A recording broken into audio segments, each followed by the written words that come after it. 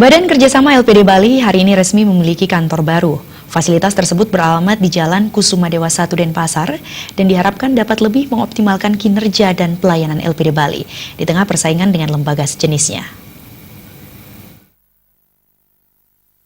Sebelum ditempati, gedung baru BKS LPD Bali pagi tadi di Pelaspas. Pemelaspasan ini bertujuan untuk menetralisir dan menyucikan bangunan. Ketua Badan Kerjasama LPD Bali, Nyoman Cendekiawan, mengatakan, kantor BKS LPD nantinya akan dimanfaatkan untuk pelatihan, rapat, komunikasi, dan koordinasi pengurus BKS LPD seluruh Bali.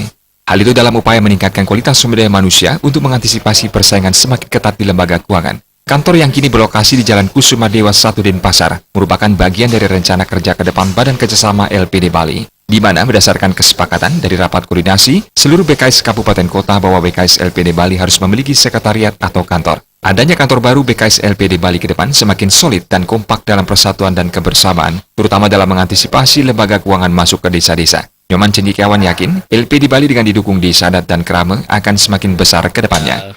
Matur piuning di tempat ini karena kita menempati kantor baru untuk sekretariat BKS LPD Bali, dan mudah-mudahan Astungkare Tuhan Yang Maha Esa memberikan kita keselamatan.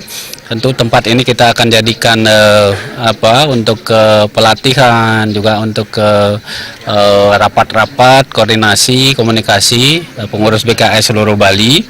Dan ini kita rencanakan tentu dalam upaya meningkatkan SDM kita di LPD Bali untuk mengantisipasi persaingan yang semakin ketat di lembaga keuangan.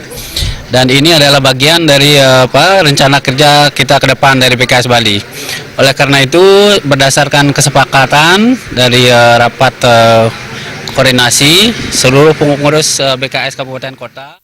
Nyoman Cendekiawan menambahkan perkembangan LPD Bali per Juli 2017, aset mencapai 16,5 triliun rupiah. Dukungan desa dan krama yang sangat besar diberikan selama ini menjadi kunci utama sehingga LPD Bali dapat terus bertumbuh dengan baik. Dengan pertumbuhan tersebut, keuntungan LPD bisa maksimal dikembalikan lagi untuk pembangunan fisik dan mental di desa terkait seni, adat, dan budaya. Terkait adanya LPD yang bermasalah, Nyoman Cendekiawan berharap ke depan akan terus melakukan langkah antisipasi, mulai dari pendidikan, pelatihan, yang berkoordinasi lembaga pemberdayaan LPD, sehingga tidak ada lagi LPD dalam penyelesaian masalah membawanya ke jalur hukum. Ke depan LPD Bali terus bekerjasama dengan Jamkrida dan Jiwasraya, dan pihak swasta lainnya yang mendukung keberadaan LPD, terutama dalam peningkatan IT, SDM, dan komputerisasi agar terus dimaksimalkan.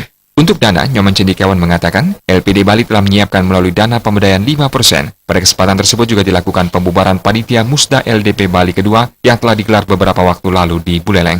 Suparyana, Bali TV.